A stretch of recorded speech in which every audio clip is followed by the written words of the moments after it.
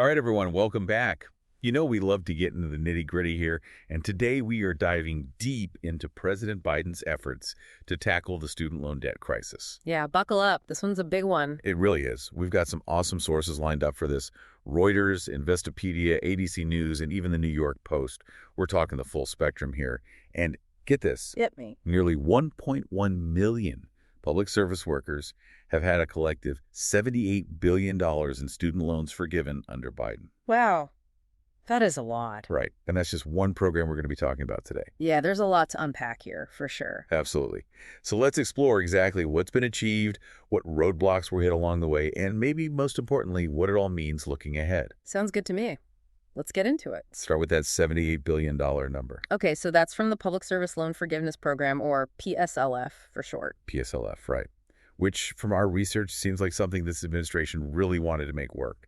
Yeah, definitely. And the recent announcement from December 20th, an additional $4.28 billion in relief, really brings that point home. Brings the grand total to $78 billion, right? Helping almost 1.1 million workers. Exactly. Which, is incredible. But I think a lot of people still don't really know how PSLF even works. Like, what's the deal with 120 payments? Yeah, let's break it down a bit. So basically, under PSLF, you can get your loans forgiven after making 120 qualifying payments while working full-time in public service. Okay, 120 payments. We're talking 10 years of payments. Yeah, exactly, 10 years. Yeah. But it wasn't always easy to actually get that forgiveness. Right.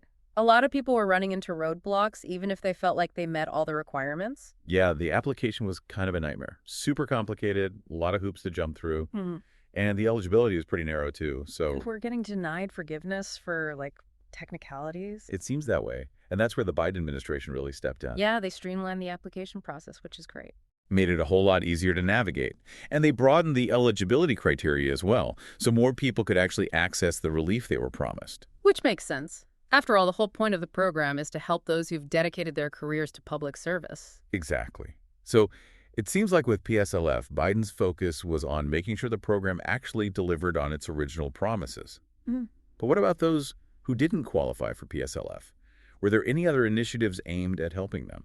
Oh, yeah, definitely. There were some pretty ambitious proposals floating around for broader debt cancellation, stuff aimed at helping a wider range of borrowers, not just those in public service. And what was the goal there?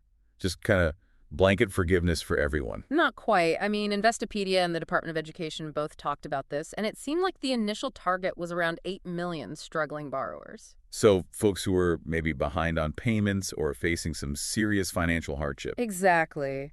And of course, it wasn't that simple, was it? Nope.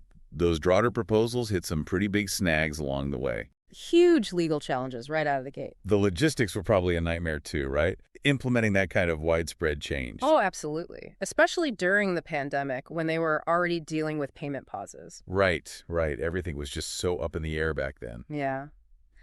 So ultimately, the administration had to kind of shift gears, focus on helping borrowers navigate the return to repayment as those pandemic pauses ended. Makes sense. You can only juggle so many things at once, right? Exactly. So it sounds like Biden was walking this tightrope of trying to deliver immediate relief to borrowers while also navigating all these legal challenges and logistical hurdles. A delicate balancing act, for sure. But despite all the setbacks with those broader plans, there were still some big wins, wouldn't you say? Definitely. ABC News reported that under Biden, there's been a total of $180 billion in student-owned forgiveness. $180 billion. Reaching almost 5 million Americans. That's incredible. So where's all that relief coming from? It can't just be PSLF, right? Oh, no, it's a mix of things. We've got PSLF, of course, but also income-driven repayment plans, borrower defense to repayment discharges. Borrower defense to repayment discharges. Yeah, that's when borrowers who are defrauded by their colleges can have their loans forgiven. Oh, I see. That makes sense. And then there's also disability discharges. So it's a multi-pronged approach, really. It really does seem like even though those broader cancellation plans didn't quite pan out, Biden's presidency has still seen a ton of student loan debt erased. For sure. There's definitely a clear commitment there to trying to lessen the burden of student loans, both for individuals and for the economy as a whole. Right, because let's be real, student loan debt is a drag on the entire economy. Absolutely. But, of course, no policy is perfect. And Biden's efforts have definitely faced some criticism, haven't they? Oh, yeah. Plenty of pushback. Sources like the New York Post, they're highlighting the arguments against broad cancellation. Like what kinds of arguments? Well, they say it exceeds presidential authority and that it doesn't address the real problem, which is the rising cost of college. Right. They're saying it's just a Band-Aid solution. Yeah. Not tackling the root cause. Exactly. And then on the other side of the coin, you've got the supporters of broad cancellation. Who are saying that this relief is crucial for economic growth. Yeah. And that it's providing essential help to those who are really struggling.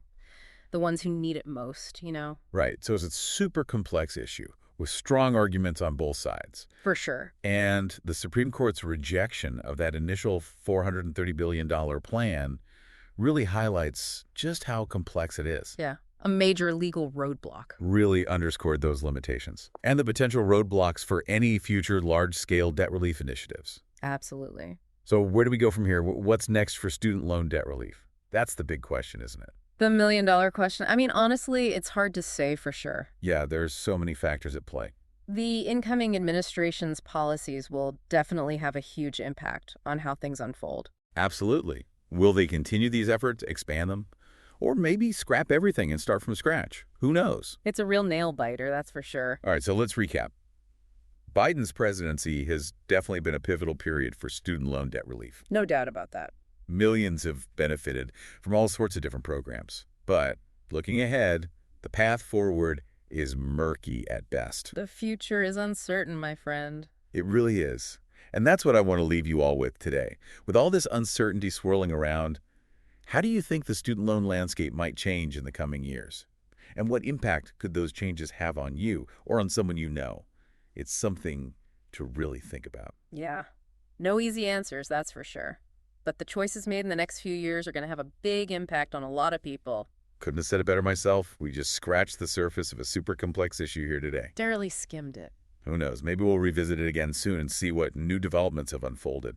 But until then, keep those brains buzzing, folks. Stay curious. And we'll see you next time. Catch you later. Today is your lucky day. Today is the day that our $3 website works for you, paying you directly to your PayPal daily. Imagine $3 ongoing continuous payments to your PayPal account. Imagine falling asleep and waking up to $300 in your PayPal account. How would this make you feel? How could this help you? What bills could you pay? What kind of fun could you have? What does that retirement look like now? All for a one-time payment of $3. This website is DFY done for you, fully built and completely hosted, and never stops collecting payments for you. You have spent $3 on coffee on a regular, but that coffee won't help you create multiple streams of income. Click the link below.